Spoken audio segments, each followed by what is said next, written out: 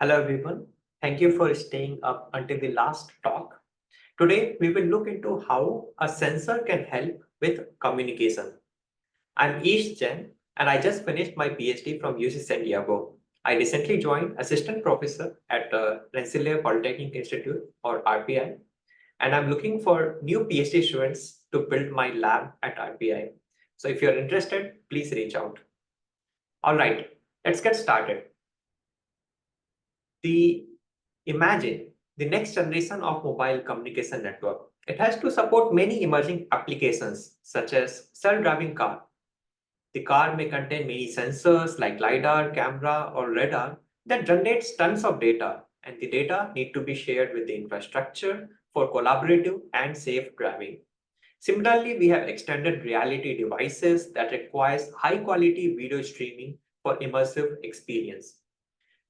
And we have billions of IoT devices that require connectivity with the network. So to support these applications, we need an ultra high speed communication link that are reliable even under user mobility. So millimeter wave network can provide ultra high speed due to high bandwidth, but are they reliable? While traditional sub-6 network provides omnidirectional coverage using a few antennas, millimeter wave network deploy hundreds of antennas to create this narrow pencil beam to achieve similar coverage. These directional links are susceptible to blockage, like when you wave your hand, the video may freeze or the car may go into accident. And when there is user mobility, these beams get misaligned and requires active tracking of these mobile devices. So despite high bandwidth, it is the existence of these narrow beams that limits reliability in millimeter wave network. We present CommRad, a new paradigm of sensing-driven communication, where we deploy a dedicated sensor to help manage these directional beams. The sensor can track these multiple beams with high resolution. It can model the environmental reflectors and maybe support a reflected path link when the direct path is not available. And it can also proactively predict any blockage events. This sounds all good, right? But which sensors should we use for this purpose? We deploy a radar sensor for many advantages over traditional light-based sensor such as privacy preserving, weather resistant, and low light sensing scenarios. It also has potential to integrate with the radio hardware. So let's see how it works. One of the main challenge for the radar is cold start problem. What it is, the radar captures a bunch of points in space based on the reflections of these objects, but the radar doesn't know any context about these points, like which of the points represent active users that need to be tracked, or which of these points are active reflectors that can assist a reflected path beam, or even which of these points are potential blockers. Without this context, radar cannot help in beam management. So how do we acquire this context for the radar? One naive solution is to deploy GPS on each of these devices. But GPS is not accurate and it is generally not available on all the devices. So can we obtain context without using any additional sensor? In CommRad, our key idea is to utilize radio itself as a sensing modality. The radio acts as a bi-sensing sensor which collects the channel state information for every user that is connected to the network. It can then use this information to identify context for the radio, for the radar. After acquiring this initial context information, the radar sensor can then track different users, the direct and reflected path, and proactively detect blockage events. And it finally, the radio implements beamforming strategy recommended by the radar without any additional overhead.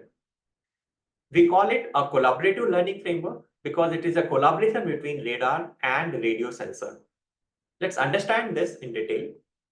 As you can see, the radar provides a two-dimensional distance and angle view of different objects in the environment. It doesn't know any context about these points. On the other hand, Radio as a bistatic sensor captures the signal strength at various angles where it scans the beam, and it uses this data to acquire initial rough location of the users and reflectors in the environment. We then map these locations acquired by radio into radar view. And in this way, radar acquires context for the user location. The next big challenge is to obtain context for the reflectors. Let's understand it through a simple example. Let's say the user moved from its initial location to a new location. The radar can estimate user location and track it over time. What happens to the reflected path? The reflected path angle also changes over time. So how does the radar track this reflected path angle? We develop a method to track this angle by first creating a virtual radio location using a mirror image of actual radio via the reflector. We can then track the reflected path angle using this virtual radio location. But one of the challenge is how do we know or estimate this virtual radio location? It requires an understanding of reflector location and orientation, right? So we model a reflector as a line segment and estimate its location and orientation. The first step is to take the radio beam scan measurement and apply a two-dimensional subspace music algorithm to estimate the angle of arrival and relative time of flight of direct and reflected paths. And then we form an ellipse around the radio and user as two foci and detect this line segment as a tangent to this ellipse. And in this way, we acquire the location and size of the reflector, which can help in calculating the virtual radio location. I won't go into more detail, but you can look at the paper for details. This way, CommRad helps in both direct and reflected path tracking. The final piece of puzzle is blockage mitigation. We first define a blockage safety zone as an area around the radio and user and track any activity of objects in this area. We classify them as blockages. We detect their location and velocity and figure out exactly when the blockage will arrive, when it will block, and when it will disappear or unblock the link. And in that way, we can make a smart decision on when to switch a beam from direct path to a reflected path and maintain our directional communication link. This way, CommRad takes preventive action against mitigating blockages.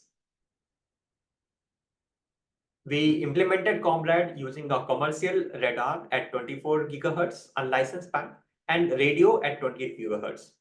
We use LiDAR and camera to acquire the ground truth. We tested in various indoor and outdoor environment with up to 4 users with a common mobility like user walking with our device. One of the key challenge in the implementation is to ensure that we have synchronized radar and radio platform. So we implemented FPGA triggers to collect data at an appropriate time and collect timestamps for each radar frame and radio beam scan measurement. Let's look into a very simple evaluation scenario with 2 users. Let's represent these 2 users with a blue and orange color, and the 2 users move in opposite direction. The radar can track the movement of the user. If we don't use our collaborative learning framework, then the radar detects the 2 users initially at 2 different angles, plus 20 and minus 40 degree. But at some point around 4-second interval, the 2 users merge together as if they are moving together in one direction. But in reality, they are actually moving in opposite direction. Radar cannot detect this event. With our CommRad collaborative learning, by periodically syncing with the radio, it can accurately detect the trajectory of the 2 users and resolve any location ambiguity. We next evaluate CommRad under different blockage events. When the direct path is blocked, we utilize the reflected path to maintain the link. Here, we plot the received signal strength over time and show 2 blockage events at around 4-second and 5-second interval.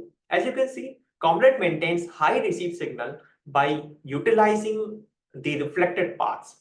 So even when the direct path is blocked, by actually detecting the blockage and maintaining and tracking the reflected path link, we can always ensure that when the direct path is blocked, we can utilize these reflected path to maintain high receive signal strength. Finally, we show end-to-end results where we compare CommRad with a non-collaborative baseline, which uses radar to track user, but without acquiring context, right? Or without taking any collaborative help from the radio. As you can see, CommRad achieves 2.5 times higher median throughput compared to the non-collaborative baseline.